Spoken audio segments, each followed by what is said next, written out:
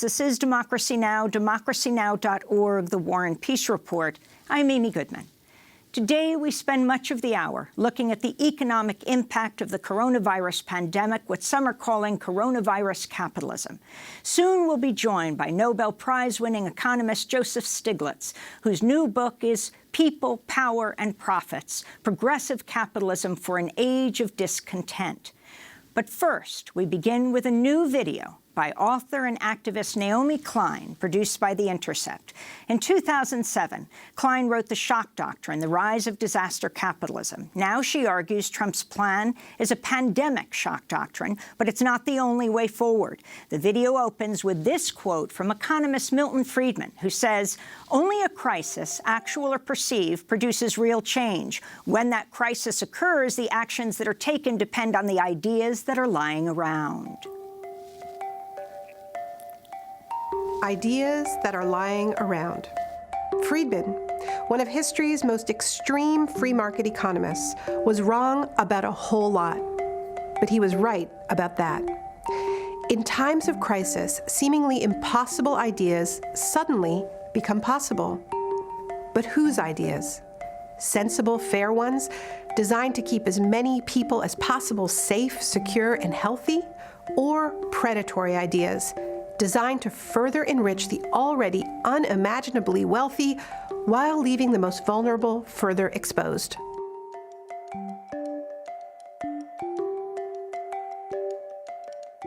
The world economy is seizing up in the face of cascading shocks. COVID-19 can be characterized as a pandemic. In the wake of the coronavirus crisis, stocks have stopped trading on Wall Street after a 7% drop. This is a historical day, the biggest drop we've seen since that crash in 1987. The drop was spurred by a growing oil price war as the market was already weakened by coronavirus fears. Yeah, no, I don't take responsibility at all. In the midst of this widespread panic, corporate lobbyists of all stripes are, of course, dusting off all the ideas they had lying around. Trump is pushing a suspension of the payroll tax, which could bankrupt Social Security, providing the excuse to cut it or privatize it completely.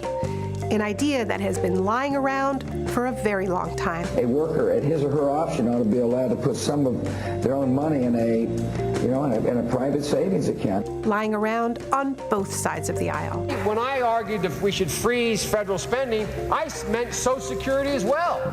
I meant Medicare and Medicaid. And then there are the ideas being floated to bail out some of the wealthiest and most polluting sectors in our economy. We are working very closely with the cruise line industry, likewise with the airline industry. They're two great industries, and we'll be helping them through this patch. Bailouts for fracking companies, not to mention cruise ships, airlines, and hotels, handouts which Trump could benefit from personally. Which is a big problem because the virus isn't the only crisis we face. There's also climate disruption, and these industries that are getting rescued with our money are the ones driving it.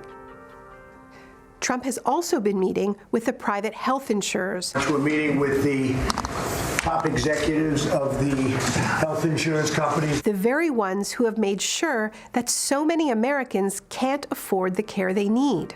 And what are the chances they don't have their hands out? It seems like the whole pandemic is getting outsourced. Well, Mr. President, thank you for inviting us here today, along with our colleagues from Walmart and Walgreens and our partners at CVS. Normally, you'd view us as competitors, but today we're focused on a common competitor, and that's defeating the spread of the coronavirus. The Fed's first move was to pump $1.5 trillion into the financial markets, with more undoubtedly on the way. But if you're a worker, especially a gig worker, there's a very good chance you're out of luck. If you do need to see a doctor for care, there's a good chance no one's going to help you pay if you aren't covered. And if you want to heed the public health warnings to stay home from work, there's also a chance that you won't get paid. Of course, you still need to pay your rent and all of your debts, medical, student credit card, mortgage. The results are predictable. Too many sick people have no choice but to go to work, which means more people contracting and spreading the virus.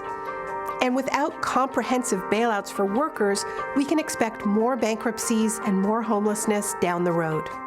Look, we know this script.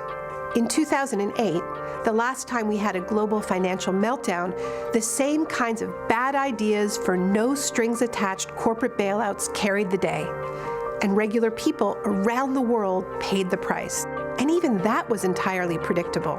13 years ago, I wrote a book called The Shock Doctrine, The Rise of Disaster Capitalism. It described a brutal and recurring tactic by right-wing governments.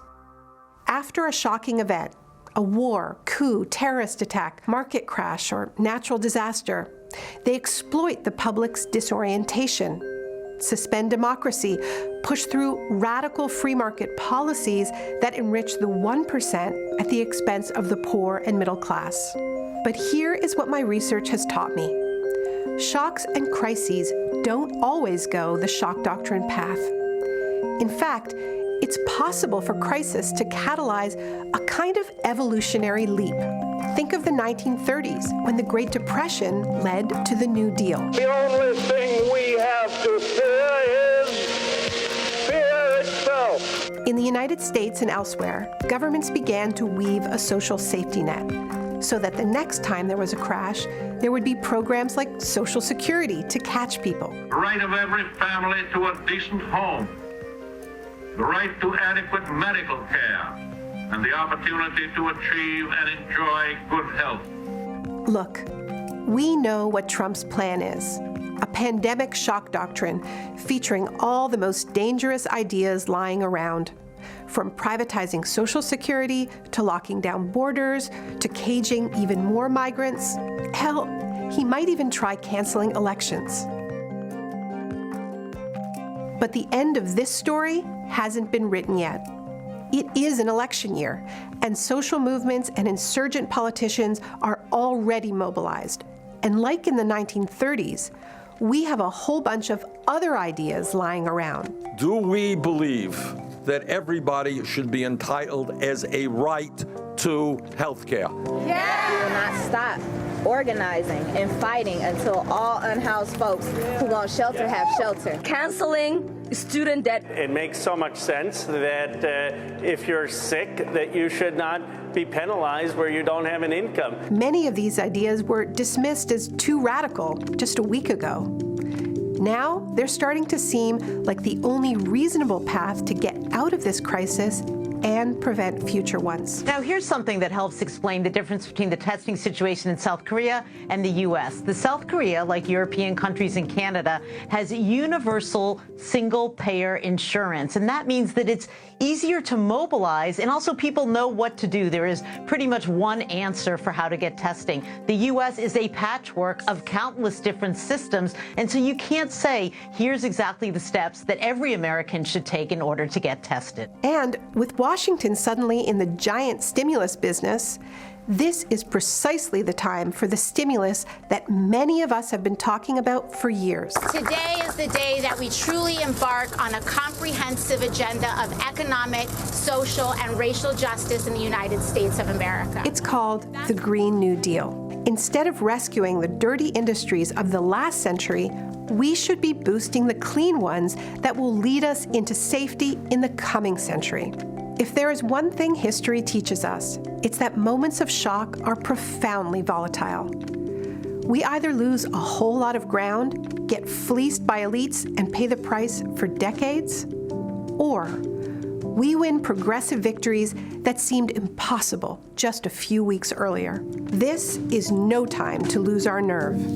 The future will be determined by whoever is willing to fight harder for the ideas they have lying around. That's author and activist Naomi Klein of The Intercept. The video ends with Milton Friedman's quote, "Only a crisis, actual or perceived, produces real change. When the crisis occurs, the actions that are taken depend on ideas that are laying around. That, I believe, is our basic function, to develop alternatives to existing policies, to keep them alive and available until the politically impossible becomes politically inevitable." This is Democracy Now!, democracynow.org, The War and Peace Report. When we come back, Nobel Prize-winning economist Joe Stiglitz. Stay with us.